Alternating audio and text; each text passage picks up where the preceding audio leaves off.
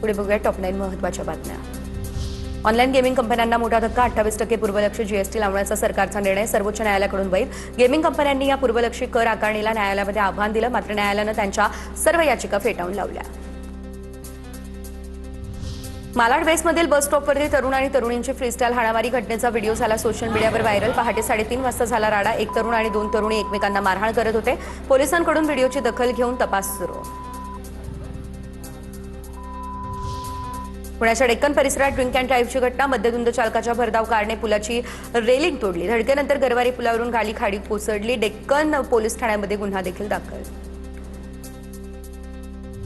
JNPA बंदरातील आयात निर्यात ठप्प होण्याची शक्यता। कंटेनर लोडिंग अनलोडिंग करण्यासाठी आता या दरम्यान हजारोंचा भुर्दंड कंटेनर मालकांवरती। 28 मे पासून कंटेनर मालकांचा कामबंद आंदोलनाचाही इशारा।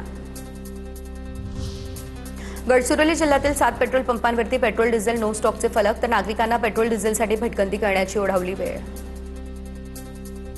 नागपूरमध्ये होर्डिंग स्टँड उभारण्यासाठी ट्रॅफिक पार्क चौकातील 4 ते 5 झाडं कापली। पालिकेची परवानगी न घेता जाहिरात एजन्सीकडून वृक्षतोड। पर्यावरणवाद्यांच्या संतापानंतर कंत्राटदारावरती गुन्हा देखील दाखल करण्यात आला। धाराशिवच्या हिट गावामध्ये इंधन दरवाढीमुळे धोंड्याच्या जेवणाला सासऱ्यानं जावयाला घोडा भेट म्हणून दिला, तर धोंड्याच्या जेवणाला सोन्याची अंगठी देण्याची प्रथा असताना घोडा भेट दिल्यानं सर्वत्र त्याची चर्चा।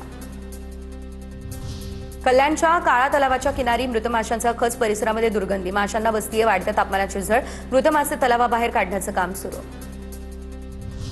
बुलढाणा सध्याच्या परिस्थितीमध्ये संपूर्ण राज्यभरात कुठे ऊन आहे तर कुठे पाऊस, बघूयात काय आहे। परभणीमधील जुना पेडगाव रोड या परिसरामध्ये उष्माघाताने 28 वर्षीय व्यक्तीचा मृत्यू, तर उन्हातून फिरून घरी आल्यानंतर झोपलेल्या अवस्थेत मृत्यू झाल्याची माहिती। नानलपेठ पोलीस ठाण्यामध्ये अकस्मात मृत्यूची देखील नोंद। वर्धा जिल्ह्यामध्ये सलग दुसऱ्या दिवशी 46 अंश सेल्सिअस तापमानाची नोंद। दिवसभर उन्हाच्या चटक्यांनी नागरिक हैराण। सकाळी 10 वाजेपासून जाणवत आहे उन्हाचे चटके। तीव्र उन्हामुळे जनजीवन प्रभावित। गोंदियामध्ये उष्णतेची तीव्रता कायम। जिल्ह्याचं तापमान 45.2 अंश। वाढत्या उष्णतेमुळे उकाड्यानं नागरिक हैराण, तर दुपारच्या सत्रात रस्त्यावरती शुकशुकाट। पुढील काही दिवस तापमान आणखी वाढण्याचा अंदाज। अकोला जिल्ह्यामध्ये पुढील 2 दिवस उष्णतेचा तडाखा आणखी वाढण्याची शक्यता। हवामान विभागानं 27 आणि 28 मे रोजी उष्ण लाटेचा इशारा दिला। जिल्ह्यात तापमानाचा पारा 40 पार। नागरिकांना काळजी घेण्याचं आवाहन। परळीसह परिसरामध्ये पुन्हा एकदा तापमानाचा पारा वाढला। परळीमध्ये तापमानाचा पारा हा पुन्हा 42 ते 43 अंशांवर। सततच्या उष्णतेमुळे लहान मुलं, ज्येष्ठ नागरिक आणि कामगार वर्गाला मोठा त्रास सहन करावा लागतोय। लातूर जिल्ह्यात तापमानाचा पारा 41 अंशांवर। वातावरणामध्ये उकाळा वाढतो, त्यामुळे नागरिक हैराण। नाशिकच्या इगतपुरीमधील खैरेवाडीमध्ये आता आदिवासी पाड्यावर पाणी टंचाई। वाडीतील 350 लोकांना रोज फक्त एका टँकरने पाणी पुरवठा। प्रत्येक कुटुंबाला फक्त 2 हांडे पाणी मिळतंय, त्यामुळे आणखी एक टँकर वाढवण्याची मागणी।